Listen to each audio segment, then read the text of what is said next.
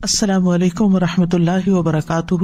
اللہ سبحانہ تعالیٰ کی تعریف ہر حال میں، چاہے ہمیں کوئی پریشانی ہو، دکھ ہو، تکلیف ہو، ہم اپنی تقدیر کے واقع ہونے سے گھبرائے ہوئے ہوں، پھر بھی اللہ سبحانہ تعالیٰ سے بدگمان نہیں ہونا، بدظن نہیں ہونا، دور نہیں ہونا، ناراض نہیں ہونا، بلکہ پلٹ پلٹ کر اسی کی طرف رجوع کرنا ہے اور اسی کی تعریف کرتے رہنا ہے۔ تو ہر قسم کی تعریف صرف اور صرف اللہ ہی کے لیے ہے۔ وہی ہے جو لاچار کی دعا قبول کرتا ہے جب وہ اسے پکارتا ہے، وہی ہے جو مظلوم کی مدد کرتا ہے جب وہ اسے بلند آواز سے پکارتا ہے، اور وہی ہر تکلیف کو ہم سے دور کرتا ہے اور ہر برائی کو ہم سے ہٹا دیتا ہے۔ ہمارا دل اسی کے ذکر سے زندہ ہوتا ہے، ہمارے معاملات اسی کے حکم سے وجود میں آتے ہیں، اور ہماری مشکلات اسی کی رحمت سے دور ہوتی ہیں۔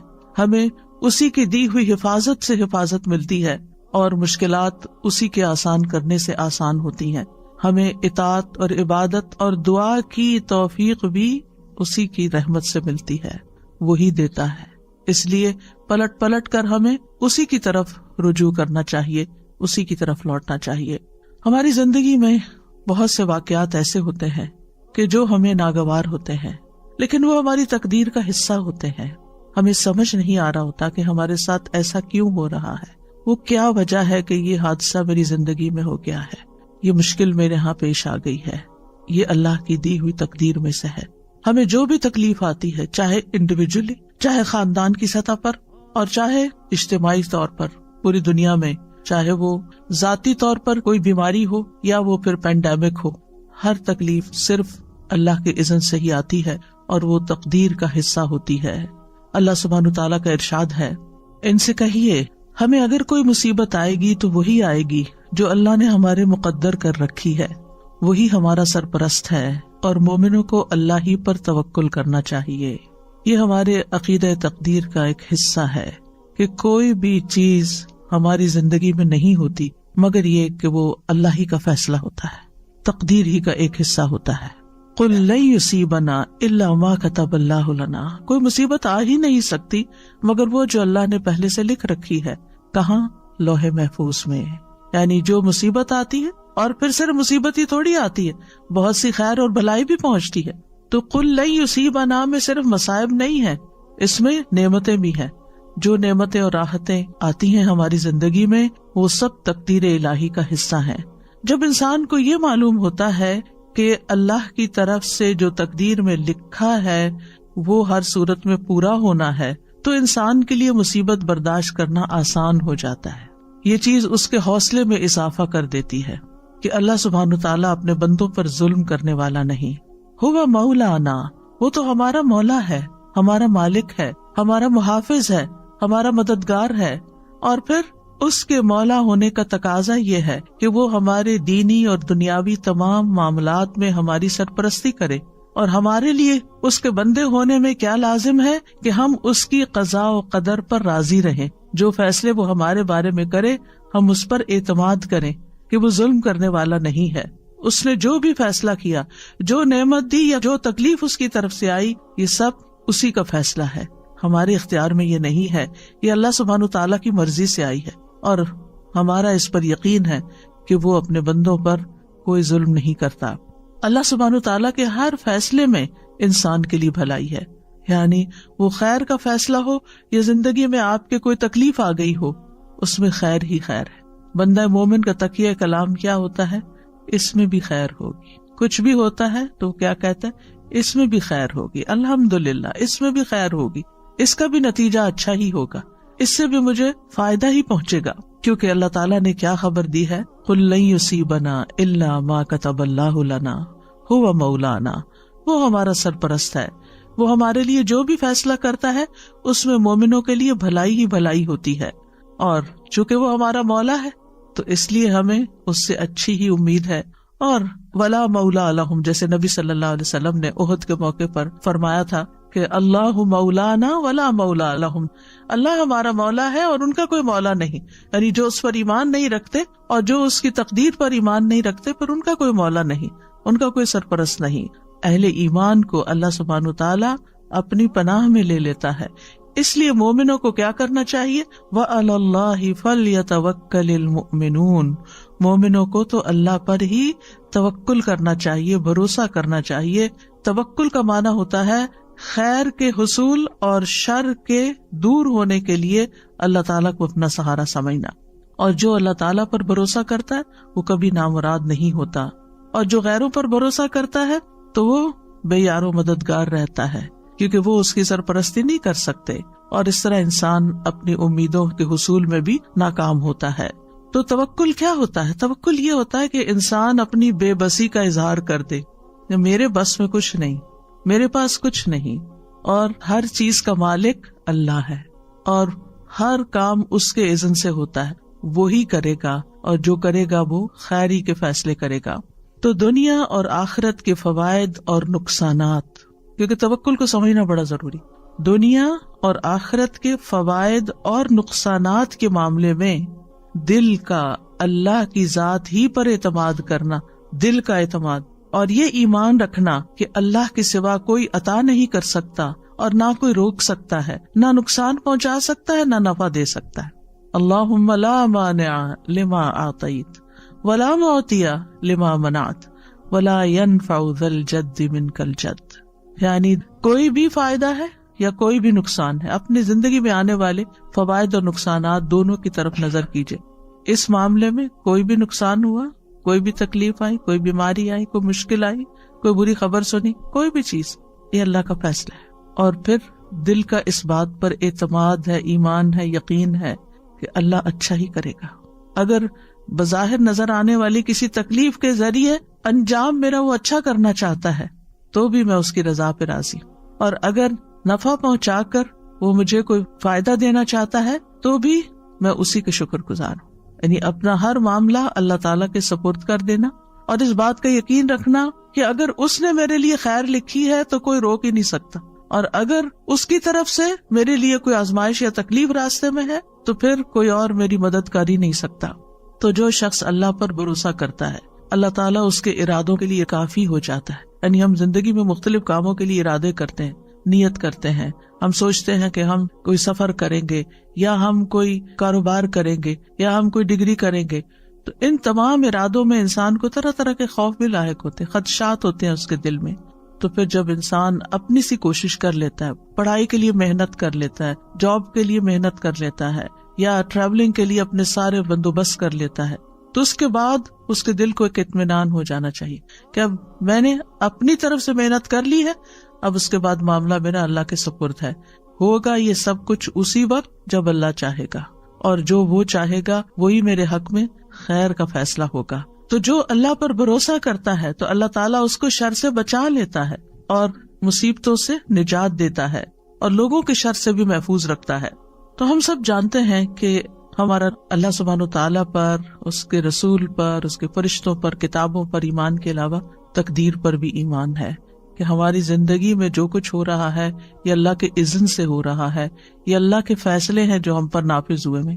ہماری تخلیق کی ابتدا سے لے کر کہ ہم لڑکی ہوں یا لڑکا ہوں، ہماری کیا شکل و صورت ہو، ہماری آنکھوں کا رنگ کیسا ہو، ہماری ہائٹ کتنی ہو، ہماری عمر کتنی ہو، ہمارا رزق کیا ہو، یہ سب اللہ سبحانہ و تعالیٰ نے ڈیسائیڈ کیا ہے، اور وہ چیزیں ہمیں وقت کے ساتھ ساتھ پہنچ رہی ہیں، وہ چیزیں ہماری زندگی میں ہو رہی ہیں۔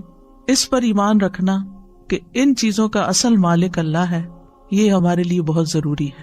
تقدیر کے لیے عربی میں 2 لفظ استعمال ہوتے ہیں، ایک ہے قضاء اور ایک ہے قدر۔ قضاء کا لفظی مطلب ہوتا ہے فیصلہ کرنا، جیسے قاضی ہوتا ہے، اور قدر کا مطلب ہوتا ہے اندازہ مقرر کرنا۔ تو قدر وہ تقدیر ہے جو اللہ سبحانہ وتعالی نے اپنی مخلوقات کے معاملے میں اپنے علم کے مطابق مقرر کر دی ہے، اور قضاء وہ فیصلہ ہے جو اللہ نے اپنی مخلوقات کے معاملے میں کیا ہے، اور اس کو حقیقت واقع میں وجود بخشا ہے، یعنی اس کو وجود بھی دیا ہے۔ تو اس بنا پر قضاء اور قدر پر ایمان لانے کا مطلب کیا ہے کہ اللہ سبحانہ و تعالیٰ کے ازلی علم، یعنی جو آئندہ قیامت تک ہونے والا سب اللہ کے علم میں ہے، اور اللہ سبحانہ و تعالیٰ کی جاری ہونے والی مشیت، یعنی وہی ہوتا ہے جو اللہ چاہتا ہے، اور اس کی قدرت پر ایمان لانا، اس کی قدرت ہر چیز پر محیط ہے، ہر مخلوق پر محیط ہے۔ تھوڑے سے مشکل الفاظ ہیں، سمپل ورڈز میں یوں کہوں گی کہ جیسے تقدیر کیا ہے، اللہ سبحانہ و تعالیٰ کا وہ علم ہے جو کسی بھی چیز کے وجود میں آنے سے پہلے ہی اللہ کو پتا تھا کہ کیا کیا ہونے والا ہے. اور اگر یہ اللہ کو نہ پتا ہوتا تو وہ پھر ہمارا رب کیسے ہوتا؟ یعنی اس کو علم ہی نہیں کہ آئندہ ہونے کیا والا ہے. تو یہی تو اللہ تعالیٰ کے قدرت کو اور اس کی قوت کو ظاہر کرتا ہے، اس کی طاقت کو ظاہر کرتا ہے کہ اس کے پاس ان سب چیزوں کا پہلے سے ہی علم ہے. اور پھر یہ کہ یہ صرف علم کی حد تک نہیں ہے، بلکہ اس کے علم کے مطابق اور اس کا علم جو لکھا ہوا ہے اس کے مطابق یہ فیصلے جاری بھی ہو رہے ہیں. ہوتا وہ ہے جو وہ چاہتا ہے، اس کی مشیت کے مطابق سب کچھ جاری ہوتا ہے. یاد رکھیے تقدیر پر ایمان لانا ارکان اسلام میں سے ہے. قرآن مجید میں آتا ہے انا کل شیء خلقناہ بقدر، یہ دلیل ہے اس کی، ہم نے ہر چیز کو ایک اندازے پر پیدا کیا ہے. سورۃ الاحزاب میں آتا وکان امر اللہ قدرا مقدورا، اور اللہ کا حکم ایک طے شدہ فیصلہ ہوتا ہے. اللہ کا حکم طے شدہ فیصلہ ہوتا ہے. سورۃ الفرقان میں آتا وخلق کل شیء فقدرہ تقدیرا، اللہ نے ہر چیز کو پیدا کیا پھر اس کا اندازہ مقرر کیا. لہٰذا ہم میں سے کون ہے جو ان آیات کو جھٹلا سکتا ہو یا وہ کہے کہ تقدیر وقدیر کچھ نہیں ہوتی. آج کل ایسے لوگ بھی دیکھنے کو ملیں گے کہ جو تقدیر پر ایمان نہیں رکھتے، وہ کہتے تقدیر کچھ نہیں ہوتی، ہوتا وہی ہے جو انسان خود کرتا ہے، آپ کی تقدیر آپ کے اپنے ہاتھ میں. ایسا نہیں ہے. اللہ سبحانہ وتعالیٰ کیا فرما رہے وَخَلَقَ كُلَّ شَيْءٍ فَقَدَّرَهُ تَقْدِيرًا، اللہ نے ہر چیز پیدا کی پھر اس کی تقدیر مقرر کی. تقدیر قدر سے، قدر کا مطلب کیا تھا؟ اندازہ کرنا، یہ کتنی بڑی ہوگی، کتنی چھوٹی ہوگی، کیا اس کی ایج ہوگی، کیا کرے گی، کیا فائدہ دے گی، کیا نقصان دے گی، یہ سب اس کا مقرر کردہ ہے. تقدیر پر ایمان کے 4 ارکان ہوتے ہیں، یہ 4 مراتب ہوتے ہیں. پہلا مرتبہ اللہ کے علم پر ایمان لانا کہ اللہ تعالیٰ علم رکھتا ہے. دوسرا اس بات پر ایمان لانا کہ قیامت تک جو کچھ ہونے والا ہے اس نے لوح محفوظ میں لکھ دیا ہے، یعنی اللہ کا علم یہ لکھا ہوا ہے. تیسرا اللہ کی مشیت اور ارادے پر ایمان لانا جو اس کی قدرت کاملہ کے مطابق نافذ ہونے والا ہے، یعنی اللہ سبحانہ وتعالیٰ کا ارادہ ہے اور اس کا ارادہ پورا ہوتا ہے. چوتھا اللہ نے ہر مخلوق کو پیدا کیا ہے اور اس تخلیق میں اس کا کوئی شریک نہیں. تو ہمارا اس بات پر ٹھوس ایمان ہے کہ اللہ سبحانہ وتعالیٰ اپنے ازلی سے مطلب یہ کہ بگننگ سے علم کی بنا پر ہر چیز کو جانتا ہے، جو کچھ ہو چکی، جو ہو رہی ہے، جو آئندہ ہونے والی ہے، سب کچھ اس کے لیے غیب اور حاضر کیا ہے؟ برابر ہے. پھر یہ کہ اللہ کا علم مخلوق کے علم جیسا نہیں، اللہ کے علم نے ہر چیز کو گھیر رکھا ہے. وَأَنَّ اللَّهَ قَدْ أَحَاطَ بِكُلِّ شَيْءٍ عِلْمًا، اللہ نے ہر چیز کو علم کے ساتھ گھیرا ہوا ہے، یعنی اللہ تعالیٰ کو اس کی ہر ڈائمینشن، ہر صورت، ہر اس کی نتائج، اثرات، سب کچھ پتا ہے. انسان نے تو بہت لیٹلی ڈسکور کیا نا کہ انسان کی زندگی کی بنیادی اکائی جو وہ سیل ہے، اور سیل کس چیز سے بنا ہوا ہے. لیکن اللہ سبحانہ تعالیٰ نے جب بنایا تھا اس سے پہلے اللہ جانتا تھا کہ وہ کیا بنانے والا ہے، تو وہ جانتا ہے سب کچھ.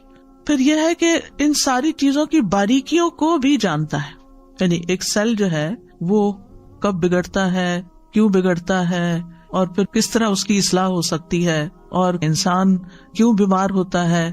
یہ چیزیں انسان آہستہ آہستہ سیکھ رہے ہیں، لیکن اللہ سبحانہ تعالیٰ کو یہ سب کچھ پہلے سے ہی پتا تھا. اور پھر یہ کہ وَأَنَّ اللَّهَ عَلَّامُ الْغُیُوبِ، اللہ غیب کے سارے علموں کو خوب جانتا ہے. اور دوسری بات کیا کہی میں نے کہ اللہ نے تقدیر کو لوح محفوظ میں لکھ دیا ہے، اللہ کا یہ علم لکھا ہوا ہے. اور انسان ہو، جنات ہو، حیوانات ہو، جمادات ہو، ستارے ہو، سیارے ہو، زمین کی مخلوقات ہو، آسمانوں کی مخلوقات ہو، سب کے بارے میں نہ صرف یہ کہ وہ جانتا ہے بلکہ ان سب کی تقدیر اس نے لوح محفوظ میں لکھی ہوئی ہے. سورۃ الحج میں آتا ہے الم تعلم ان اللہ یعلم ما فی السماء والارض ان ذلک فی کتاب ان ذلک علی اللہ یسیر. کیا تم جانتے نہیں کہ اللہ وہ سب کچھ جانتا ہے جو آسمانوں میں اور جو زمین میں؟ بلا شبہ یہ سب کچھ ایک کتاب یعنی لوح محفوظ میں درج ہے، اور اللہ کے لیے یہ بات بالکل آسان ہے. سورۃ یاسین میں آتا ہے وَكُلَّ شَيْءٍ أَحْصَيْنَاهُ فِي إِمَامٍ مُبِينٍ. یہ آیت تو سب پڑھتے ہیں نا، لیکن غور نہیں کرتے کہ مطلب کیا ہے. اور ہم نے ہر چیز کا ایک واضح کتاب میں ریکارڈ رکھا ہوا ہے، ہر چیز کا ریکارڈ موجود ہے، قیامت تک ہونے والی ہر چیز لکھی ہوئی ہے. اور پھر تقدیر کے تیسرا رکن کی وضاحت کیا ہے؟ اللہ جو چاہتا ہے وہ ہوتا ہے، جو نہیں چاہتا وہ نہیں ہوتا. اب دعا کے ساتھ اس کا کیا ریلیشن ہے؟ یعنی آپ سوچ رہے ہوں گی کہ ہم تو دعائیں سیکھنے کے لیے آئے اور یہ ہمیں عقیدہ تقدیر پڑھانے بیٹھ گئی. کیونکہ جب تک ہماری بنیاد مضبوط نہیں، ہماری دعائیں بھی صحیح نہیں ہوتی اور پھر ہم دعاؤں کے بارے میں بھی بے یقینی کی کیفیت رکھتے ہیں، اور پھر وہ کبھی مانگتے ہیں کبھی نہیں مانگتے، اور مانگنے میں بھی کوئی لذت نہیں ہوتی. تو بات یہ ہے کہ آپ جو چاہتے ہیں اللہ سے مانگتے ہیں تو قبول اللہ ہی کرے گا. جو وہ چاہتا ہے وہ ہوگا، یعنی وہ نہیں ہوگا جو آپ چاہتے ہیں. اور اگر آپ کی چاہت اور اللہ کی چاہت ایک ہے تو وہ ہو جائے گا. اور اگر آپ کی چاہت کچھ اور ہے اور اللہ کی چاہت کچھ اور ہے تو کس کی چاہت بہتر ہے؟ اللہ کی چاہت. وہ ہم سے زیادہ ہم پر مہربان ہے، وہ ہم سے زیادہ ہمارے فائدے جانتا ہے. ہم صرف وقتی طور پر بہت شارٹ سائٹڈ ہے، تھوڑا سا اپنا فیوچر جانتے ہیں، وہ ہمارا لانگ ٹرم فیوچر جانتا ہے. اس کو پتا ہے کہ کون سی چیز اس وقت بندے کو دینی ہے اور کون سی چیز نہیں دینی. کون سی چیز آج اگر اس کو دے دی تو دنیا میں تو یہ خوش ہو جائے گا، لیکن اس کی آخرت برباد ہو جائے گی. اور اللہ ہم پر مہربان ہے، وہ قطعاً نہیں چاہتا کہ ہمیں ایک چھوٹی سی تھوڑی سی دیر کے لیے ایک دنیاوی فائدہ دے کے، ایک لذت دے کے، اور ہمیشہ کی زندگی ہماری مشکل میں ڈال دے. تو وہ ہم سے روک دیتا ہے، نہیں اس کو یہ نہیں دینا، کیونکہ یہ اس کے لیے بظاہر فائدے کی چیز ہے لیکن حقیقت میں اس کے لیے نقصان دہ. ہم اپنا نفع نقصان نہیں سمجھتے، اللہ سبحانہ وتعالیٰ خوب جانتا ہے. وہ جانتا ہے کہ ہمیں کیا ملنا چاہیے کیا نہیں ملنا چاہیے، اس لیے ہم دعا کرتے رہتے ہیں. اور آپ دیکھیے پہلے بھی میں نے اس بات کا ذکر کیا تھا کہ اگر وہ نہ بھی ملے جو ایک چیز ہم مانگ رہے ہیں اور جس کے لیے روز دعا کرتے ہیں، صبح شام ہر وقت ہمارے دل میں غم لگا ہوا وہی مانگتے رہتے ہیں، اگر وہ چیز نہیں بھی ملتی تو کیا کچھ بھی نہیں ملتا؟ آپ مسلسل عبادت کی حالت میں ہیں. جب تک آپ دعا کی حالت میں، آپ عبادت کی حالت میں، آپ کو عبادت کا اجر مل رہا ہے. اگر یہ مشکل آپ کی زندگی میں نہ ہو تو کیا آپ دعا کریں؟ کیا اللہ کو یاد کریں؟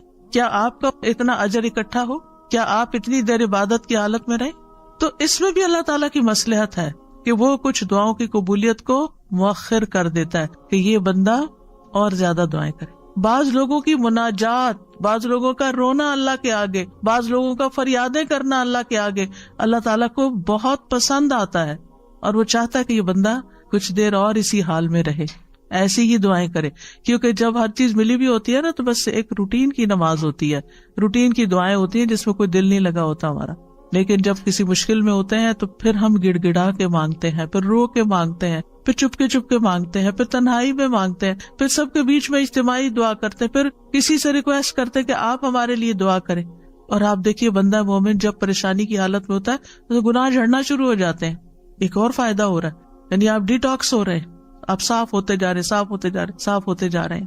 آپ کے اعمال نامے میں وہ لکھا چلا جا رہا ہے، آپ کا اعمال نامہ وزنی ہو رہا ہے. اگر دعا قبول نہ ہونے کے فائدے آپ گننا چاہیں آپ حیران ہو جائیں کہ یا رب میں تو ایک چیز مانگ رہا تھا اور اگر آپ نے وہ نہیں دی تو اس کے بدلے میں اتنی ساری چیزیں دے دی مجھے. تو اللہ سبحانہ و تعالیٰ پر اور پیار آتا ہے.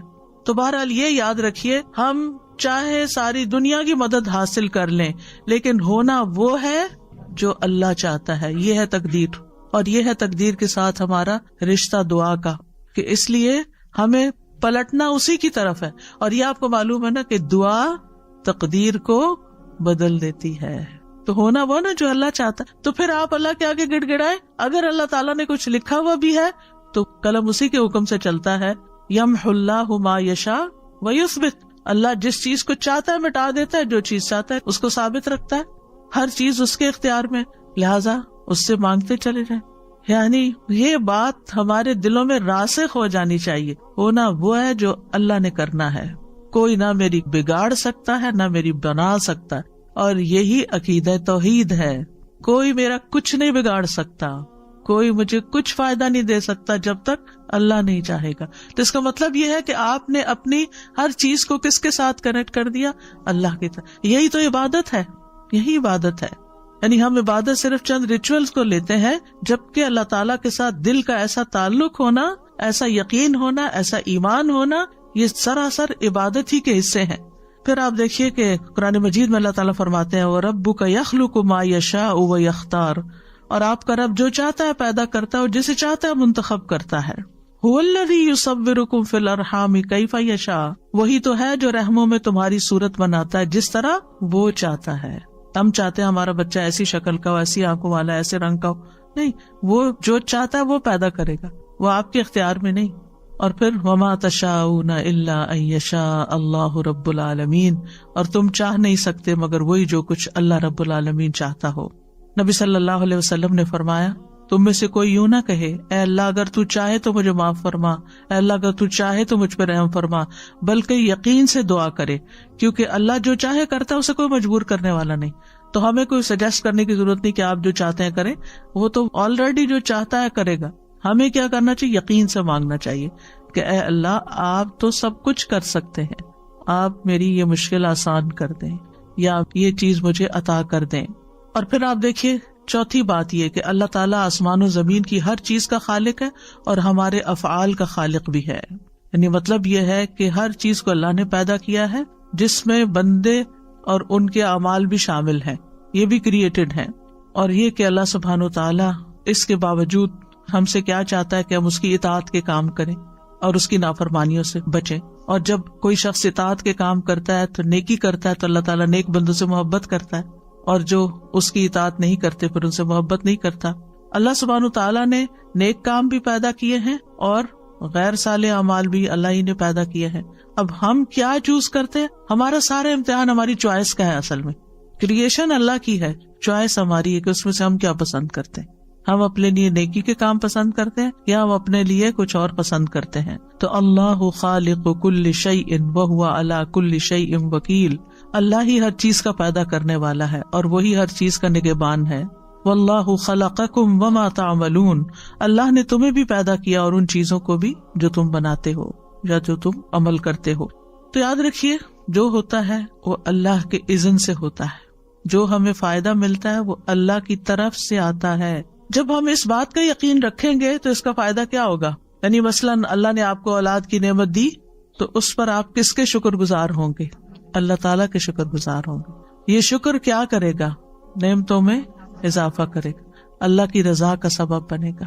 اللہ نے آپ کو مال دیا، رزق دیا، اچھا ٹھکانہ دیا، تو جب آپ کو یہ پتا ہوگا کہ یہ اللہ نے دیا ہے تو پھر آپ ان میں سے ہر نعمت پر شکر ادا کرتے رہیں گے۔ اور جو شکر ادا کرتا ہے وہ سب سے زیادہ خوشحال انسان ہوتا ہے، کیونکہ وہ نعمتوں کو دیکھ رہا ہوتا ہے۔ جو ناشکرے لوگ ہوتے ہیں نا، ان کی سب سے بڑی سزا ہی ناشکرا پن ہے کہ ان کو نعمتیں نظر نہیں آتی۔ ان کے آس پاس نعمتوں کے ڈھیر ہوتے ہیں لیکن وہ نہ ان کا دیکھنا انجوائے کرتے ہیں، نہ ان کی پریزنس کو فیل کرتے ہیں کہ اللہ کا شکر ہے یہ ہیں۔ ان کو صرف نظر آ رہا ہوتا ہے جو نہیں ہوتا۔ اولاد ہے، اس کی پریزنس ایک نعمت ہوتی، ان سے پوچھے جن کے پاس نہیں ہے۔ لیکن اگر ان میں کسی قسم کی کوئی کمی ہے یا ان کے ساتھ کوئی مشکل ہے، ہم صرف وہی دیکھتے رہتے ہیں۔ اور اللہ نے چونکہ ہر چیز کا ایک وقت مقرر کر رکھا ہے نا، اس وقت کے آنے پر اولاد کو بھی وہ چیز مل جائے گی، ان کا بزنس فلرش کر جائے گا، ان کی جاب لگ جائے گی، ان کی ڈگری پوری ہو جائے گی، ان کی شادی ہو جائے گی، ان کے بچے ہو جائیں گے۔ ہر چیز کا ایک وقت ہے بھائی، اس نے اپنے وقت پر ہی ہونا ہے۔ لیکن ہم چونکہ وقت سے پہلے چاہتے ہیں اس لیے ہم پریشان رہتے ہیں اور پھر شکر ادا نہیں کرتے کہ الحمدللہ صحیح سلامت ہے۔ اگر یہ بیمار پڑے ہوتے اور ہمیں ان کی خدمت کرنی پڑ جاتی، آپ دیکھیے ان پیرنٹس کو جن کے بچے اسپیشل بچے ہیں اور وہ اب تک اپنے والدین کی مدد کے محتاج ہیں۔ آپ نے بھی ایسی مائیں دیکھی ہوگی، ان کی زندگی میں صرف وہی چیز رہ جاتی ہے، یعنی وہ اپنا آپ بھی بھول جاتی ہے۔ وہ ہماری طرح آزادی سے گھوم پھر نہیں سکتی، انجوائے نہیں کر سکتی۔ تو اگر انسان دنیاوی معاملات میں اپنے سے نیچے والوں کو دیکھے تو اس کے دل کو قرار آ جائے کہ شکر ہے تو نے مجھے صحیح سلامت بچہ دیا ہے۔ کیا ہوا اگر اس بچے کو آپ نے یہ نہیں دیا، جو بھی چیز اس کی زندگی میں کمی ہے، کیونکہ عموماً مائیں اپنے سے بھی زیادہ اپنے بچوں کی زندگی میں جو کمی ہوتی ہے اس کا غم کھائے رکھتی ہیں۔ اور اگر ہم تھوڑا سا اپنا طریقہ بدل لیں، انہی بچوں کے بارے میں شکر ادا کرنا شروع کر دیں، اللہ تیرا شکر ہے تو نے دیا، اللہ تیرا شکر ہے زندگی ہے، صحت ہے، سلامتی ہے، اللہ تیرا شکر ہے۔ اب دیکھیے اس شکر کی بنا پر اللہ سبحانہ تعالیٰ آپ کو وہ بھی دے دے گا جو اب تک نہیں ملا، جو آپ مانگ رہے ہیں، کیونکہ شکر نعمتوں کو کھینچ لاتا ہے۔ اور ناشکری ہر وقت غم دکھ کی فریاد کرتے رہنا، ہر وقت پریشان رہنا یہ نعمتوں کو اور دور کر دیتا ہے۔ تو یاد رکھیے تقدیر پر ایمان لانا ہمارے ایمان کا حصہ ہے، اور ایمان کی حقیقت اس وقت تک نہیں انسان کو پتہ چلتی جب تک وہ تقدیر پر ایمان نہیں رکھتا۔ ابو درداء کہتے ہیں نبی صلی اللہ علیہ وسلم نے فرمایا، ہر چیز کی ایک حقیقت ہوتی ہے اور کوئی شخص اس وقت تک ایمان کی حقیقت کو نہیں پہنچ سکتا جب تک اسے یہ یقین نہ ہو جائے کہ اسے جو چیز پہنچی ہے یعنی اچھی یا بری وہ اس سے خطا نہیں ہو سکتی تھی، اور جو چیز خطا ہوگی وہ اسے پہنچ نہیں سکتی تھی، مل ہی نہیں سکتی تھی۔ یعنی جو شخص اس بات کو سمجھ جاتا ہے، یعنی جو دعا قبول ہو گئی وہ ہونی ہی تھی، اور جو نہیں ہوئی اس نے نہیں ہونا تھا. تو جب تک انسان کو یہ بات سمجھ نہ آئے تو اس وقت تک وہ ایمان کی حقیقت کو نہیں پہنچتا. یعنی ایمان اس بات کا تقاضا کرتا ہے کہ اللہ سبحانہ تعالیٰ کی کمپلیٹ اتھارٹی پر انسان کا ایمان ہو، کہ اصل قادر مطلق. یہ کیوں کہتے ہیں قادر مطلق؟ مطلق ہوتا ہے ایبسلیوٹ، اصل تو قدرت اس کے پاس ہے. یاد رکھیے جو شخص تقدیر کو جھٹلائے اس کے اعمال قبول نہیں ہوتے. نبی صلی اللہ علیہ وسلم نے فرمایا 3 لوگوں سے اللہ نہ کوئی فرض قبول کرے گا نہ نفل. نمبر 1 والدین کا نافرمان، نمبر 2 احسان جتانے والا، اور نمبر 3 تقدیر کو جھٹلانے والا. عمل ہی قبول نہیں ہوتے. ڈھیر صدقے کا بھی دے تو وہ بھی قبول نہیں ہوگا. عبداللہ بن عمر قسم کھا کے فرمایا کرتے تھے اگر تقدیر کا انکار کرنے والوں میں سے کسی کے پاس احد پہاڑ کے برابر سونا بھی ہو اور وہ سارے کا سارا اللہ کے راستے میں دے دے تب بھی اللہ اسے قبول نہیں کرے گا جب تک وہ تقدیر پر ایمان نہ لائے. تو کتنا ضروری ہے اس عقیدے کو ذہن میں رکھنا، اس پر ایمان لانا اور اس کو ریفریش کرنا. رمضان اصل میں موقع ہے ہم اپنے بنیادی عقائد کو ریفریش کریں، ہم دین کی بنیادی تعلیمات کو ریفریش کریں تاکہ ہم آگے سال کا جو باقی حصہ ہے وہ بہترین مسلمان کے طور پر گزار سکیں. نبی صلی اللہ علیہ وسلم نے فرمایا مجھے بعد میں آنے والے زمانے میں اپنی امت پر سب سے زیادہ 3 باتوں کا ڈر ہے. نمبر 1 ستاروں پر ایمان لانا، نمبر 2 تقدیر کو جھٹلانا، اور نمبر 3 حکمران کا ظلم کرنا. ایک اور حدیث میں آتا ہے نبی صلی اللہ علیہ وسلم نے فرمایا یہ آیت میری امت کے آخری زمانے کے اللہ عز و جل کی تقدیر کے جھٹلانے والے لوگوں کے بارے میں نازل ہوئی ہے. ذوقوا مس سقر انا کل شیء خلقناہ بقدر. دوزخ میں آگ لگنے کے مزے چکھو، بے شک ہم نے ہر چیز کو ایک مقرر اندازے پر پیدا کیا ہے. یعنی میری امت کے آخری حصے میں جو لوگ تقدیر پر ایمان نہیں لائیں یہ ان کا انجام اس آیت میں بیان ہوا ہے. آپ کو معلوم ہے نا کہ قرآن کی سب سے پہلی تفسیر خود نبی صلی اللہ علیہ وسلم نے کی کہ کس آیت کا مطلب کیا ہے. کچھ عمل سے کی اور کچھ زبان سے کی، اور پھر جو علم آپ نے آگے صحابہ کو دیا ان میں سے حضرت عبداللہ بن عباس مفسر قرآن ہے. یعنی یہ جو سورۃ القمر کی آیات ہے 48-49 ذوقوا مس سقر، جہنم کی آگ لگنے کا مزہ چکھو، انا کل شیء خلقناہ بقدر، ہم نے ہر چیز کو ایک مقرر اندازے میں پیدا کیا، ہم نے ہر چیز کی تقدیر مقرر کی ہے. پھر اسی طرح آپ صلی اللہ علیہ وسلم نے فرمایا جنت میں والدین کا نافرمان، جادو پہ ایمان رکھنے والا، عادی شراب خور اور تقدیر کو جھٹلانے والا داخل نہ ہوگا. تو تقدیر پر ایمان لانے کا تقاضا کیا ہے؟ نمبر 1 اس بات پر یقین رکھنا کہ ہر چیز لکھی جا چکی ہے. یہ بار بار میں اس لیے دہرا رہی ہوں تاکہ ایمان مکمل ہو کہ تقدیر پر ایمان کا مطلب کیا ہے. عمر، رزق، عمل، یہ سب کچھ تقدیر سے ہے. حسن کہتے ہیں بے شک اللہ نے مخلوقات کو پیدا کیا تو ان کے ساتھ ان کی تقدیر کو پیدا کیا، ان کی عمروں کو تقدیر کے مطابق تقسیم کیا، ان کے رزق کو تقدیر کے مطابق تقسیم کیا، آزمائش اور صحت اور تندرستی کو بھی تقدیر کے مطابق تقسیم کیا. رسول اللہ صلی اللہ علیہ وسلم نے فرمایا جس شخص کو بڑی فکر دنیا کی ہی ہو، یعنی جو دنیا کے بارے میں زیادہ کنسرنڈ ہے، اللہ تعالیٰ اس کے کام پریشان کر دے گا اور اس کی مفلسی اس کی دونوں آنکھوں کے درمیان کر دے گا. اس کو سوائے اپنی مفلسی کے اور کچھ نظر نہیں آئے گا. سب کچھ ہوتے ہوئے بھی اس کو خوف مفلسی کا ہے کہ کیا بنے گا. اور جس کی نیت اصل آخرت کی طرف ہو تو اللہ تعالیٰ اس کے سب کام درست کر دے گا، اس کے دل میں بے پرواہی ڈال دے گا اور دنیا جھک کر اس کے پاس آئے گی. پھر اسی طرح اولاد کا ملنا بھی مقرر ہے. جس جان نے آنا ہے وہ آ کر رہے گی. بیماری بھی تقدیر سے ہے. رسول اللہ صلی اللہ علیہ وسلم نے فرمایا جاہلیت کے 4 اوصاف میری امت میں موجود رہیں گے جن کو لوگ ہرگز نہیں چھوڑیں گے. نمبر 1 نوحہ کرنا یعنی کسی فوتگی پر. نمبر 2 حسب نسب میں تان کرنا. سبحان اللہ، اچھے خاصے پریکٹسنگ مسلم ہوتے ہیں، بچوں کی شادی کا موقع آتا ہے ہم پٹھان میں شادی نہیں کریں گے، ہم فلاں میں شادی نہیں کریں گے، اور لوگوں کو کم ذات ہونے کے تانے دینا، حالانکہ سب کو آدم کی اولاد ہے، سب کی ذاتیں وہیں جا کے ملتی ہیں. نمبر 3 بیماری کو متعدی قرار دیتے ہوئے کہنا ایک خارچی اونٹ کی وجہ سے 100 اونٹوں کو خارش لگ گئی. سوال یہ کہ پہلے اونٹ کو خارش کس نے لگائی؟ اب اس میں آپ دیکھیں کہ جیسے یہ کووڈ ہے کتنا پھیلا ہوا تھا، لیکن جس کی موت لکھی ہوئی تھی، جس کو بیماری آنی تھی اس کو آ کر رہی. جس کو بیمار ہونا تھا وہ ڈبل ماسک میں بھی بیمار ہو کر رہا، اور جس کو اللہ نے بچانا تھا بچایا. آگے کا بھی اللہ ہی کے ہاتھ میں ہے.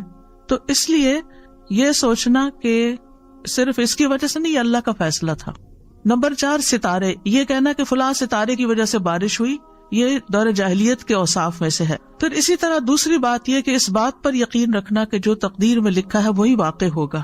ما اصاب من مصیبت فی الارض ولا فی انفسکم الا فی کتاب من قبل ان نبرأها ان ذلک علی اللہ یسیر لکی لا تأسوا علی ما فاتکم ولا تفرحوا بما آتاکم واللہ لا يحب کل مختال فخور. کوئی مصیبت نہ زمین پر پہنچتی ہے اور نہ تمہاری جانوں پر مگر وہ کتاب میں لکھی ہے. جس نے آنا ہے نا اس نے آنا ہے، اس سے پہلے کہ ہم اسے پیدا کریں. یقیناً یہ اللہ پر بہت آسان ہے، تاکہ تم نہ اس پر غم کرو جو تمہارے ہاتھ سے نکل جائے، یعنی اس چیز پر غم نہ کرو جو چلا جائے، اور نہ اس پہ اکڑو جو تمہیں عطا کر دے. اور اللہ کسی تکبر کرنے والے، بہت فخر کرنے والے سے محبت نہیں کرتا. تو اس سے کیا پتا چلتا ہے کہ اگر کوئی تکلیف آ جائے، کوئی بیماری آ جائے تو کیا کریں؟ ایک لفظ یاد رکھیں، مکتوب. مکتوب لکھا ہوا تھا، اس نے آنا تھا، یہ اللہ کا فیصلہ ہے. رضیت باللہ ربا وبالاسلام دینا وبمحمد نبی. مثلاً آپ کو فلو ہو گیا، آپ کہتے میں نے تو فلو شاٹ بھی لگوایا تھا، میں تو اتنی احتیاط بھی کی تھی، فلو کیوں ہو گیا؟ اللہ کا فیصلہ ہو گیا، مکتوب لکھا ہوا تھا. آپ سمجھتے ہیں آپ کے حق میں برا ہوا؟ نہیں، برا نہیں ہوا. اس کے ذریعے معلوم نہیں کتنی اور بیماریاں آپ کے جسم سے نکل جائیں. اللہ کو پتا ہے نا، اللہ کو آپ سے پیار ہے، وہ بڑی مصیبت سے بچانے کے لیے آپ کو چھوٹی مشکل میں ڈال دیتا ہے، اور 7 گناہ بھی جڑتے چلے جاتے ہیں، اور آپ کا اللہ تعالیٰ کی طرف رجوع بھی ہو جاتا ہے. اور یاد رکھیے کہ انسان کبھی بھی اللہ تعالیٰ کے بارے میں بدگمانی نہ کرے کہ اللہ نے مجھے بیمار کر کے میرے ساتھ اچھا نہیں کیا. نیور. کیونکہ اللہ تعالیٰ کا ہر فیصلہ عدل پر مبنی ہے، حکمت پر مبنی ہے.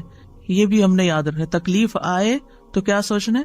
اللہ نے میرے ساتھ ظلم نہیں کیا، یہ اللہ کا عدل ہے، یہ اللہ کی حکمت ہے. اس کی حکمت اللہ ہی جانتا ہے. بہرحال میں یہ یقین رکھتی ہوں کہ اس کا یہ فیصلہ ہمارے حق میں ٹھیک ہی ہے، بہتر ہی ہے.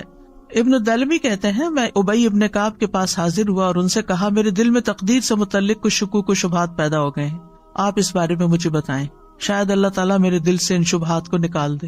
ابی رضی اللہ عنہ نے فرمایا اگر اللہ آسمان والوں اور زمین والوں کو عذاب دینا چاہے تو دے سکتا ہے، اور وہ ان پہ ظلم کرنے والا نہیں ہوگا. اور اگر وہ ان پر رحم فرمائے تو اس کی رحمت ان کے لیے ان کے اعمال سے بہتر ہے. اور اگر تم احد پہاڑ برابر سونا بھی خرچ کر دو تو جب تک تم تقدیر پر ایمان نہ لاؤ گے اللہ تعالیٰ اس کو قبول نہیں کرے گا. اور جب تک تم یہ نہ جان لو کہ تمہیں جو کچھ پہنچا ہے وہ تم سے خطا ہونے والا نہیں تھا، اور جو تمہیں نہیں پہنچا وہ تمہیں ہرگز ملنے والا نہیں تھا، اور اگر اس سے اعتقاد کے بغیر تم مر گئے تو جہنم میں جاؤ گے. ابن دلمی کہتے ہیں پھر میں عبداللہ بن مسعود کے پاس آیا، انہوں نے بھی یہی بات کہی جو ابی رضی اللہ عنہ نے کہی تھی. کہتے ہیں اس کے بعد پھر میں حذیفہ بن یمان کے پاس گیا اور انہوں نے بھی وہی بات کہی جو پہلے دو نے کہی تھی. پھر میں زید بن ثابت کے پاس گیا، انہوں نے بھی وہی کہا جو اوپر تینوں نے کہا، اور انہوں نے بھی نبی صلی اللہ علیہ وسلم سے اسی طرح کی بات روایت کی. اس سے یہ پتہ چلتا ہے کہ صحابہ کرام کا ایمان کتنا درست تھا، اور ان کو پتا تھا کہ کس چیز پر ایمان لانا ہے اور کس طرح کا ایمان لانا ہے. آج آپ دیکھیں کہ ہم سے اگر کوئی پوچھے تو کیا ہم یہ بات بتا سکتے ہیں یہ جو سارے صحابہ نے کہی تھی؟ ہمیں تو پتہ بھی نہیں کہ ایسے بھی کہنا ہوتا ہے. تو یہ ہے تقدیر کہ اللہ کے فیصلے ظلم پر مبنی نہیں ہے، اور اللہ کی رحمت ہمارے اعمال سے بہتر ہے، اور کوئی نیک عمل قبول نہیں ہے اگر ہم تقدیر پر ایمان نہیں رکھتے. اور جو ہمیں پہنچنے والا ہے وہ خطا نہیں ہو سکتا، اور جو خطا ہو گیا وہ آنا ہی نہیں تھا. اس بات پر یقین رکھے کہ اللہ کا ہر فیصلہ حکمت پر مبنی ہے، عدل پر مبنی ہے. اللہ تعالیٰ ظالم نہیں. بظاہر نظر آنے والا شر بھی اپنے اندر طرح طرح کی خیر رکھتا ہے. اگر آپ سورۃ الکہف پڑھیں تو اس میں خضر علیہ السلام نے جس بچے کو مار دیا تھا تو اس کے بارے میں کیا آتا ہے؟ وَأَمَّا الْغُلَامُ فَكَانَ أَبَوَاهُ مُؤْمِنَيْنِ. اس لڑکے کے والدین مومن تھے. فَخَشِينَا أَن يُرْهِقَهُمَا طُغْيَانًا وَكُفْرًا. ہمیں اندیشہ ہوا کہ یہ لڑکا اپنی سرکشی اور کفر کی وجہ سے ان پہ کوئی مصیبت نہ لا کھڑی کرے. فَأَرَدْنَا أَن يُبْدِلَهُمَا رَبُّهُمَا خَيْرًا مِّنْهُ زَكَاةً وَأَقْرَبَ رَحْمًا. لہذا ہم نے چاہا کہ ان کا پروردگار اس لڑکے کے بدلے انہیں اس سے بہتر اولاد عطا کرے جو پاکیزہ اخلاق والی اور قرابت کا بہت خیال رکھنے والی ہو.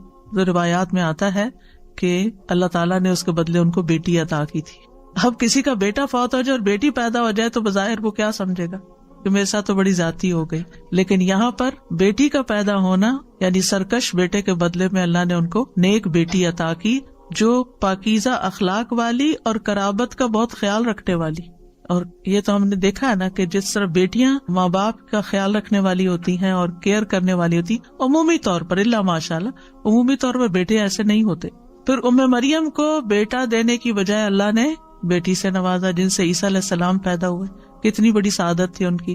تو مومن کے ہر حال میں خیر ہوتی ہے، اللہ کے ہر فیصلے میں خیر ہے. حدیث میں آتا ہے مومن کا معاملہ بھی عجیب ہے، اس کے لیے ہر بات میں بھلائی ہے، اور یہ مومن کے سوا کسی کے لیے نہیں. اگر اس پہ خوشحالی آتی ہے وہ شکر ادا کرتا ہے تو اس کے لیے بہتر ہے، اگر بھی مشکل آتی ہے وہ صبر کرتا ہے تو اس کے لیے وہ بہتر ہے. اور شکر کرنا بھی بہت فائدے کی چیز ہے. الطاعم الشاکر کالصائم الصابر، یعنی جو کھا پی کے شکر ادا کرتا ہے وہ روزہ رکھ کے صبر کرنے والے کی طرح. اس کا بھی اجر ہے، اس کا بھی اجر.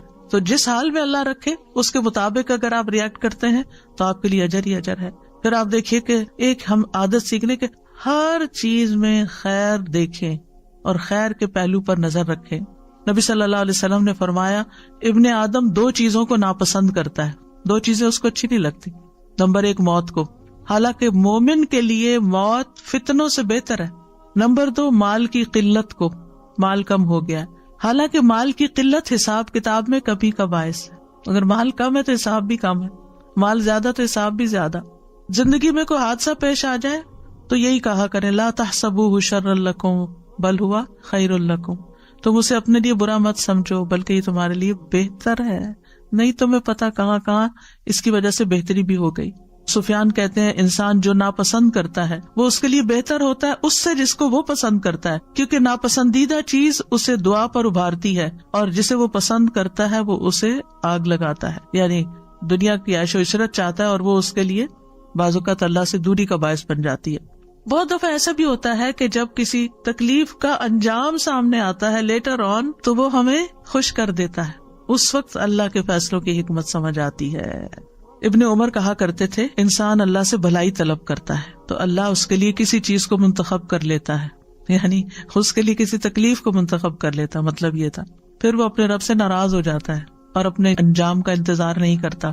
پھر جب انجام سامنے آتا ہے تو پتا چلتا ہے کہ اللہ نے اس کے حق میں بہتری کی کہ اس کو اس مشکل رستے سے گزار کر یہ نعمت دی.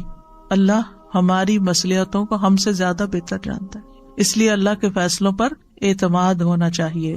آپ دیکھیں کہ بچے جب چھوٹے ہوتے ہیں نا تو ماں باپ سے اکثر ناراض رہتے ہیں، ہمیں کیوں اسکول بھیجتے ہیں، ہمیں کیوں ہوم ورک کرنے کو کہتے ہیں، ہمیں کیوں چھٹی نہیں کرنے دیتے، ہمیں کیوں فلاں چیز نہیں لے کے دیتے، ہمیں کیوں زیادہ چاکلیٹ نہیں کھانے دیتے، کیونکہ ان کا بس چلے تو کھانے پینے کی جگہ صرف سویٹس اور کینڈیز ہی کھا لے تو ماں باپ نہیں کھانے دیتے.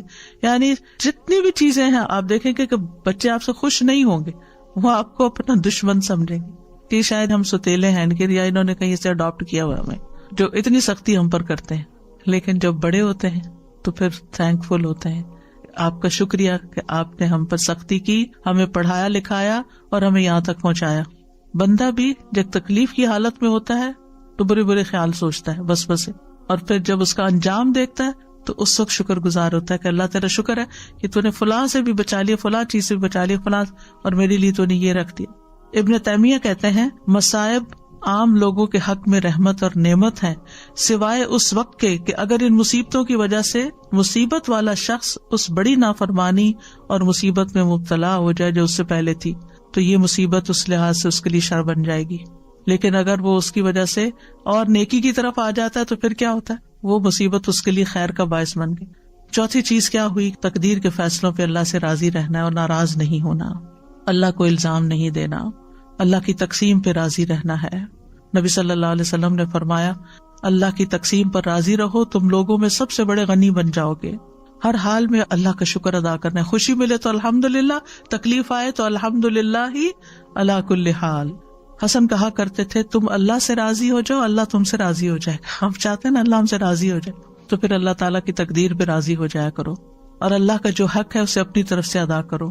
کیا تم نے نہیں سنا اللہ تعالیٰ کا فرمان ہے رضی اللہ عنہم ورضوا عنہ، اللہ ان سے راضی ہو گیا اور وہ اللہ سے راضی ہو گئے. اور جو راضی ہو جاتا ہے اس کی زندگی میں برکت اور وسعت آ جاتی ہے. نبی صلی اللہ علیہ وسلم نے فرمایا اللہ تبارک و تعالیٰ اپنے بندے کو جو کچھ دیتا ہے وہ اس میں اس کا امتحان بھی لیتا ہے. جو شخص اللہ تعالیٰ کی تقسیم پر راضی ہو جائے اللہ اسے برکت اور وسعت دیتا ہے، اور جو راضی نہ ہو اس کو برکت نہیں ملتی. پھر زبان سے بھی رب کی رضا کے کلمات ادا کرنے چاہیے. جیسے نبی صلی اللہ علیہ وسلم کے بیٹے ابراہیم فوت ہو گئے تھے تو آپ نے کیا فرمایا؟ آنکھیں روتی ہیں، دل غمگین ہے، اور ہم نہیں کہتے مگر وہی جس سے ہمارا رب راضی ہے. زبان سے کوئی ایسی بات نہیں نکلے گی، اے ابراہیم ہم تمہاری جدائی کے سبب غمگین ہیں. اپنے غم کا اظہار کیا لیکن اللہ سے ناراضگی کا اظہار نہیں کیا. پھر آپ دیکھیں کہ اللہ کے فیصلوں کے آگے سر تسلیم خم کر دینا چاہیے. اللہ یہ تیرا فیصلہ ہے، میں نے قبول کر لیا، میں اس پر راضی. وہ کیسے؟ مثلاً آپ کی شادی کسی ایسی جگہ ہو گئی کہ جس میں بعد میں آپ کو کچھ مشکلات پیش ہیں، اور وہ کون سی شادی ہے جس میں مشکلات پیش نہیں آتے؟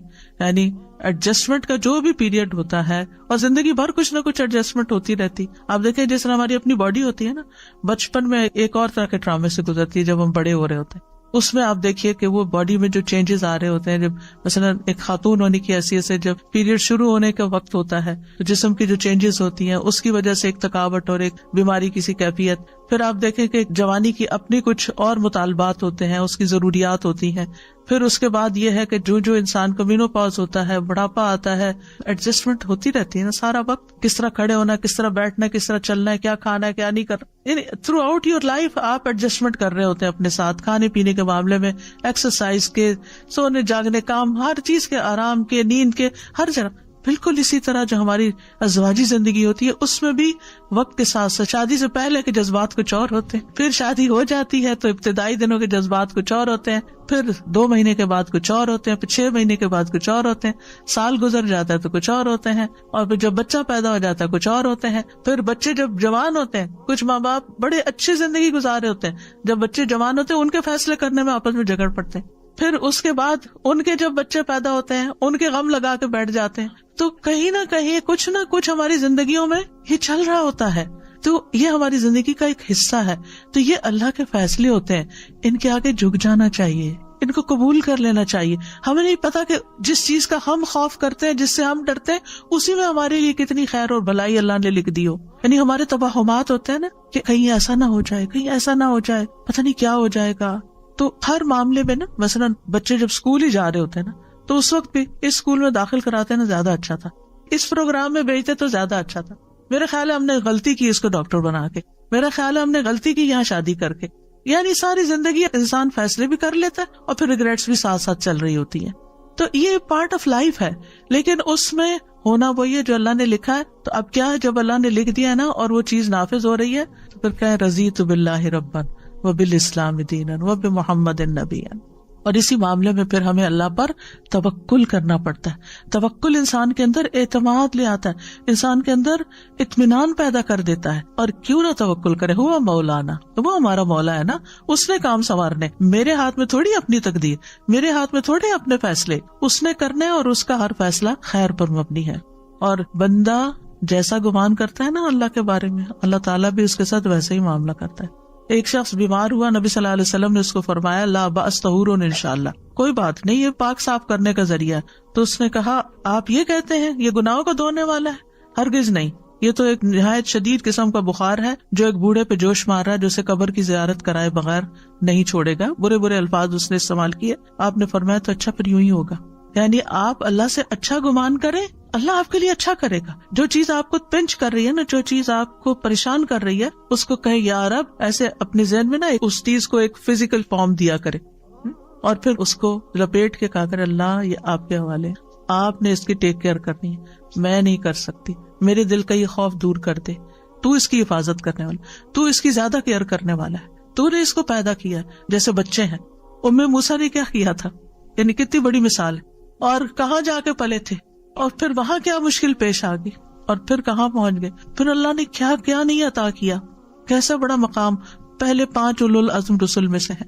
یوسف علیہ السلام، یعقوب علیہ السلام کے دل میں کیسے خدشات تھے، جو ہر ماں باپ کے دل میں اولاد کے لیے ہوتے ہیں، خاص طور پر اگر اولاد آؤٹ اسٹینڈنگ ہو. لیکن ہر واقعہ جو ان کی زندگی میں پیش آیا وہ نہیں چاہتے تھے، لیکن واللہ غالب علی امری، اللہ اپنے فیصلوں میں غالب ہوتا ہے، لہٰذا وہی ہوا جو وہ نہیں چاہتے تھے، جو نہیں چاہتے تھے. چاہے کنواں تھا، چاہے ان کا بکنا تھا، چاہے عزیز مصر کے گھر میں مشکل پیش آنا تھا، چاہے جیل خانہ تھا، ایک کے بعد ایک بڑی مشکل آتی چلی گئی، لیکن انجام کیا ہوا، کہاں پہنچے، نبوت بھی ملی، بادشاہت بھی ملی، ہر چیز ان کے اختیار میں دے دی اللہ نے.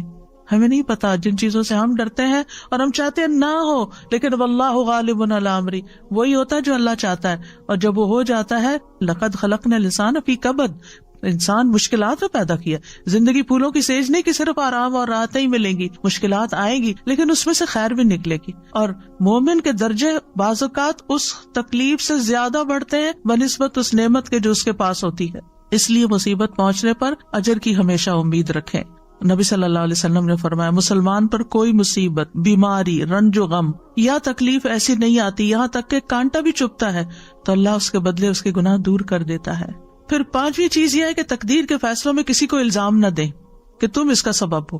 عام طور پہ ہوتا ہے جب کوئی کام خراب ہو جاتا ہے، کوئی چیز خرید لیتے ہیں، تم نے کہا تھا یہ والی برانڈ خریدو، تو اب روز اسی کو کوستے چلے جاتے ہیں، حالانکہ بس وہ لکھا ہوا تھا وہی پہنچنا تھا، اب ہو گیا جو ہو گیا. تو ایک دوسرے کے ساتھ اپنے ریلیشن نہیں پھر خراب کرنے چاہیے، اور یقین رکھنا چاہیے کہ نفع نقصان اللہ کے ہاتھ میں ہے. وَإِن يَمْسَسْكَ اللَّهُ بِضُرٍّ فَلَا كَاشِفَ لَهُ إِلَّا هُوَ وَإِن يُرِدْكَ بِخَيْرٍ فَلَا رَادَّ لِفَضْلِهِ يُصِيبُ بِهِ مَن يَشَاءُ مِنْ عِبَادِهِ وَهُوَ الْغَفُورُ الرَّحِيمُ.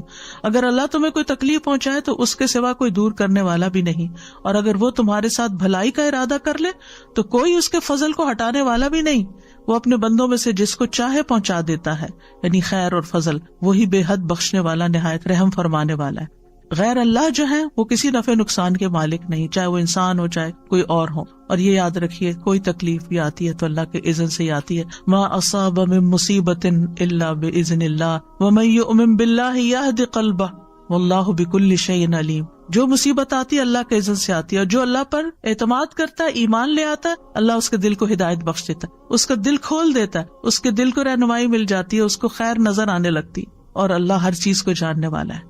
یاد رکھیے پوری دنیا مل کے نفع پہنچانا چاہے نا انسان کو نہیں پہنچا سکتے، مگر اللہ کا اذن ہو تو کوئی روک بھی نہیں سکتا.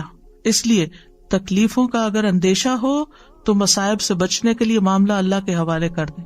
فَسَتَذْكُرُونَ مَا أَقُولُ لَكُمْ وَأُفَوِّضُ أَمْرِي إِلَى اللَّهِ إِنَّ اللَّهَ بَصِيرٌ بِالْعِبَادِ. آل فرعون میں سے ایک رجل مؤمن نے کھل کے فرعون کی مخالفت کی، اس کے فیصلوں کی، اور موسیٰ علیہ السلام کی بھرپور تائید کی.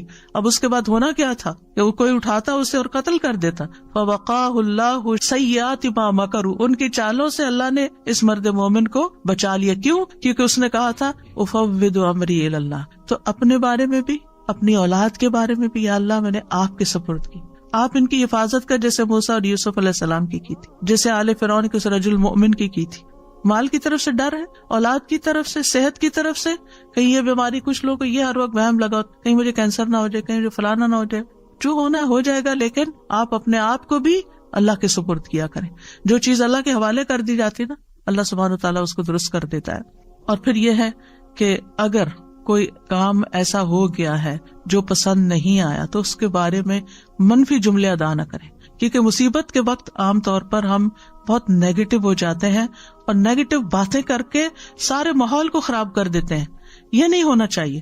یعنی کچھ لوگوں کو اگر مصیبت آتی ہے تو کہتے ہیں مجھے یہ مصیبت آنی تھی، میں نے کیا جرم کیا کہ مجھ پر یہ آزمائش آئے. اکثر ایسے جملے آپ کو سننے میں ملتے ہیں. تو اس طرح کی باتیں اللہ کی نعمتوں کا اور احسان کا انکار ہوتا ہے، اور اللہ کے بارے میں بدگمانی ہوتی ہے اور اعتراض. ہم کون ہیں اللہ پر اعتراض کرنے والے؟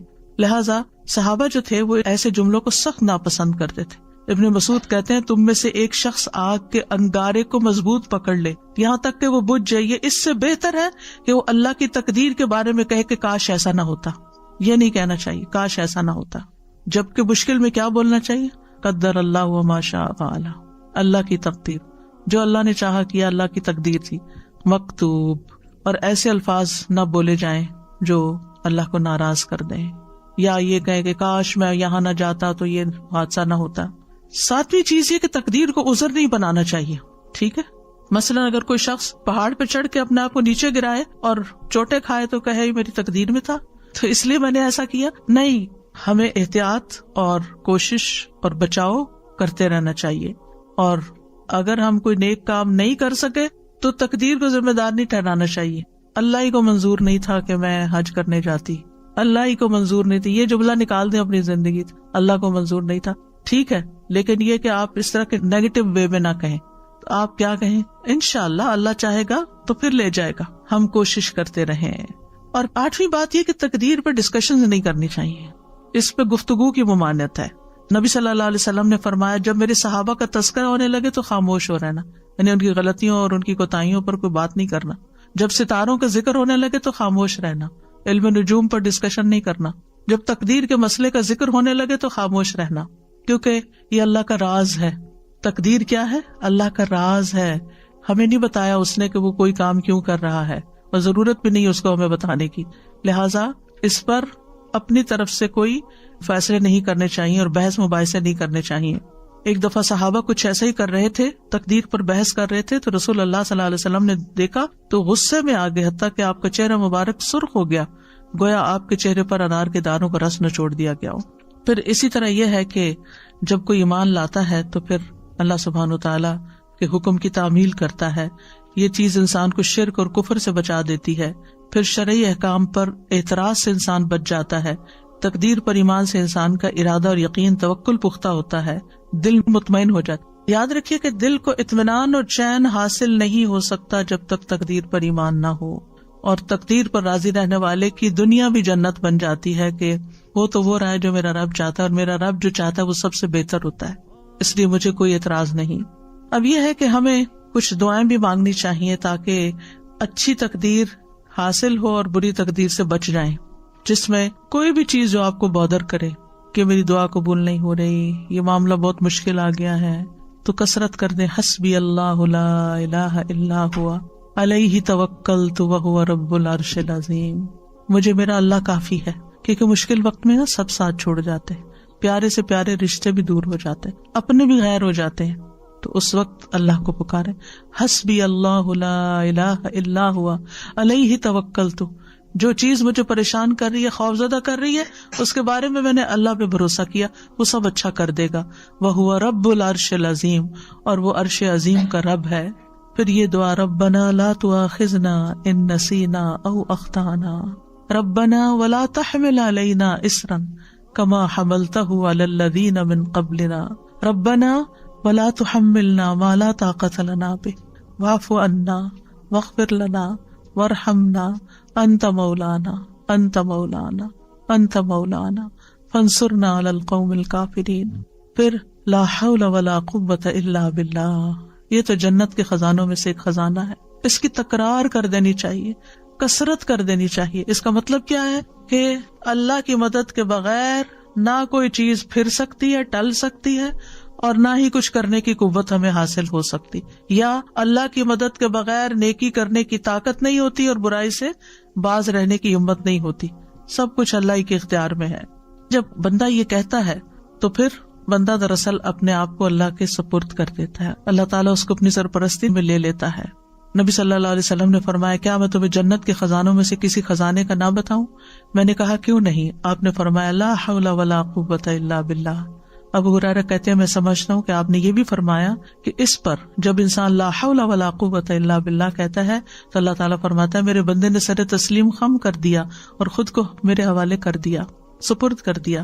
حول کا کیا مطلب ہوتا ہے؟ تبدیلی ہونا، کوئی چیز تبدیل نہیں ہو سکتی الا باللہ، لا حول ولا قوت، اور کوئی اسٹرینتھ، قوت، طاقت، ریسورسز مجھے نہیں مل سکتے مگر اللہ ہی کی مدد سے۔ لا حول ولا قوت، لا حول، حول کا مطلب پھرنا، یہ تکلیف دور نہیں ہو سکتی، یہ تقدیر نہیں ٹل سکتی، یہ مشکل آسان نہیں ہو سکتی، یہ چیز جو مجھے بادر کرتی ہے زندگی سے نہیں جا سکتی مگر اللہ کی قوت سے ضرور جا سکتی۔ ولا قوت، میرے پاس کوئی قوت نہیں، کسی کے پاس کوئی اختیار نہیں کہ وہ مجھے کوئی چیز دے سکے مگر اللہ کے پاس سارا اختیار ہے، تو معاملہ ہم نے اللہ کے سپرد کر دیا۔ یہ جنت کے دروازوں میں سے ایک دروازہ ہے، نبی صلی اللہ علیہ وسلم کے فرمان کے مطابق یہ جنت میں پودے لگانے والا عمل ہے۔ اس کلمے کو کثرت سے کہنے کا حکم دیا گیا ہے۔ ابو ذر کہتے ہیں میرے خلیل صلی اللہ علیہ وسلم نے 7 چیزوں کی وصیت کی، ان میں سے ایک یہ ہے کہ میں لا حول ولا قوت الا باللہ کی کثرت کر دوں، اور جس کا یہ آخری کلام ہو جس میں لا حول ولا قوت الا باللہ، اس کو آگ نہیں چھوئے گی۔ بندہ جب کہتا ہے لا الہ الا اللہ واللہ اکبر تو اللہ تعالیٰ فرماتا ہے میرے بندے نے سچ کہا، میرے سوا کوئی معبود نہیں اور میں سب سے بڑا ہوں۔ جب بندہ کہتا ہے لا الہ الا اللہ وحدہ تو وہ فرماتا ہے میرے بندے نے سچ کہا، مجھ اکیلے کے سوا کوئی معبود نہیں۔ جب بندہ کہتا ہے لا الہ الا اللہ لا شریک لہ تو وہ فرماتا ہے میرے بندے نے سچ کہا، میرے سوا کوئی معبود نہیں، میرا کوئی شریک نہیں۔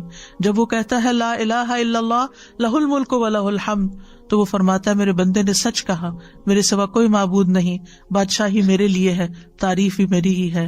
اور جب بندہ کہتا ہے لا الہ الا اللہ ولا حول ولا قوت الا باللہ، تو اللہ تعالیٰ فرماتا ہے میرے بندے نے سچ کہا، میرے سوا کوئی معبود نہیں اور میری توفیق کے بغیر کوئی بچاؤ نہیں اور نیکی کی طاقت نہیں۔ اور جسے موت کے وقت یہ کلمات نصیب ہو گئے اسے آگ نہیں چھوئے گی۔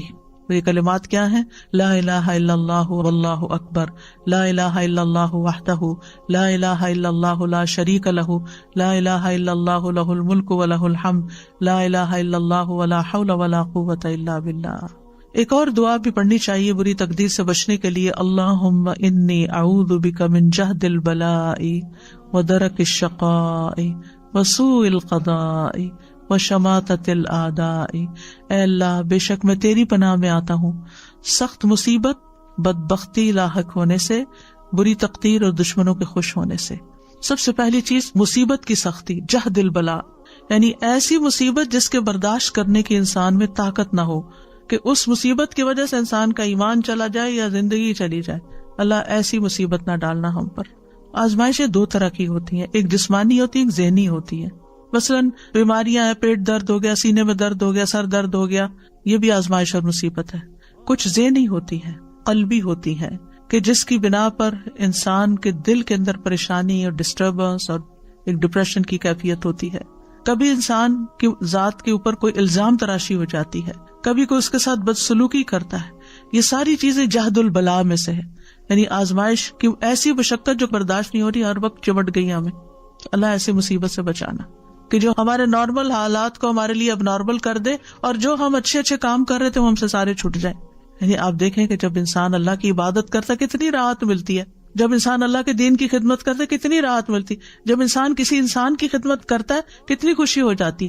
لیکن جب اگر انسان بیمار پڑ جائے، کیا اس میں سے کوئی ایک کام بھی کر سکتا ہے؟ اب کیا ہوا، ایک تو بیماری کی وہ تکلیف جو مسلسل درد ہوئے جا رہی ہے، ہوش بلا دیے، ذکر اذکار بلا دیے، نہ عبادت ہو رہی ہے، نہ کوئی دین کی خدمت ہو رہی ہے، نہ کسی انسان کی خدمت ہو رہی، کچھ بھی نہیں ہو رہا۔ یہ ہے جہد البلاء۔ اللہ ایسی کیفیت سے بچا لینا کہ ہم کسی کام کے نہ رہیں، ہم نیکیوں میں آگے نہ بڑھ سکیں، کیونکہ ایسے میں انسان کا صبر و برداشت بھی کم ہو جاتی ہے۔ اس سے پناہ مانگنی چاہیے۔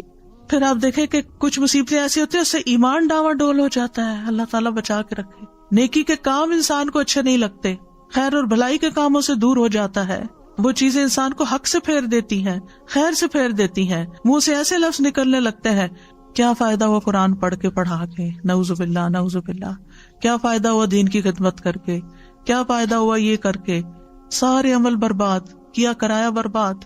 اس لیے جہد البلاء سے پناہ مانگے۔